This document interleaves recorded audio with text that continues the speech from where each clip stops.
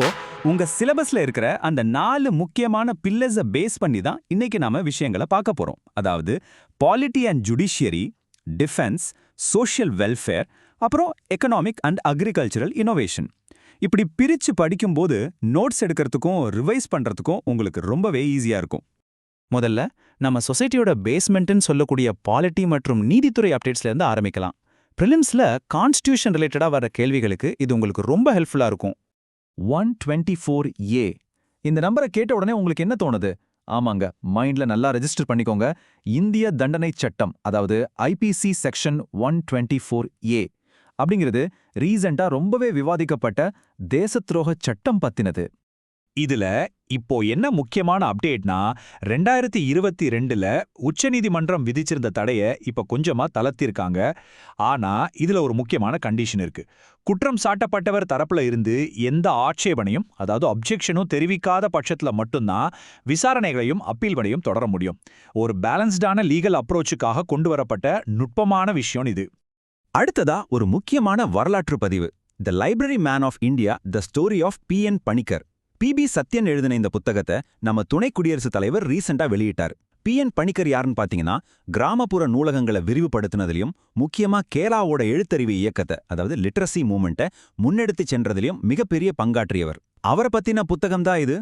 சரி, இப்போ நம்ம 2வது சிலபஸ் பில்லரான டிஃபென்ஸ் அண்ட் ஸ்ட்ராட்டஜிக் அப்டேட்ஸ் பக்கம் போகலாம். பாதுகாப்பு துறையில இந்தியாவோட வளர்ச்சியும் தன்னிறைவையும் இதுல பார்க்கலாம்.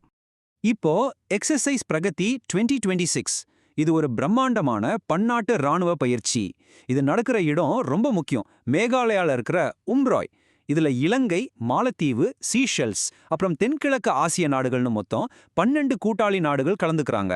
நம்ம ராணுவ ராஜதந்திரத்துல, குறிப்பா அண்டை நாடுகளோட உறவை மேம்படுத்துறதுல இது ஒரு மிகப்பெரிய நகர்வு.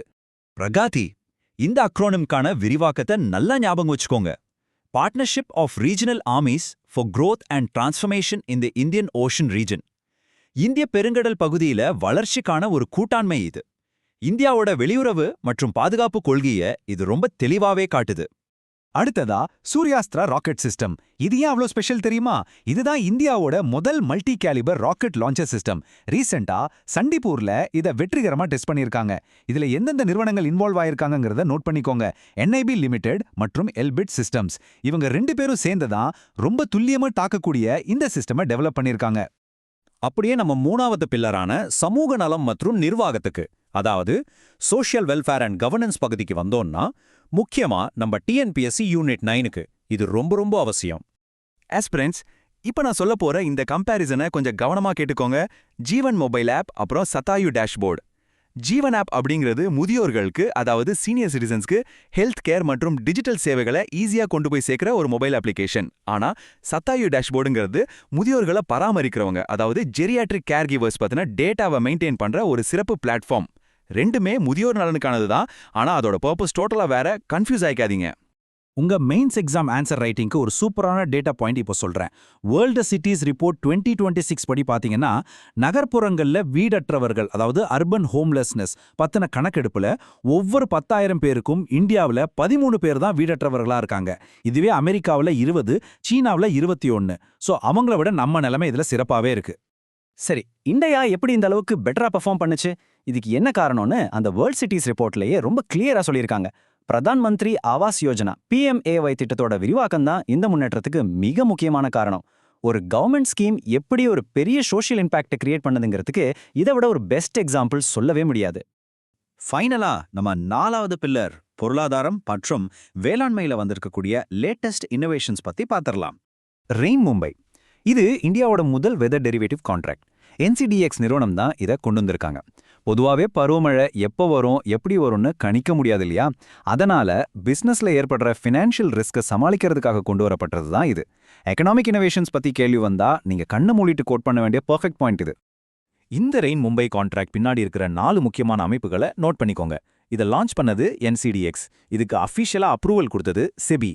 யாரோட சேர்ந்து இதை டெவலப் பண்ணாங்கன்னா IIT பாம்பே. அண்ட் இதுக்கு லைவ் டேட்டாவை கொடுக்கறது நம்ம இந்திய வானிலை ஆய்வு மையம் IMD. இவங்க எல்லாரோட கூட்டு முயற்சியால தான் இப்படி ஒரு விஷயமே சாத்தியமாகியிருக்கு. அக்ரிகல்ச்சர்ல ஒரு final update. Arunachal kiwi mission.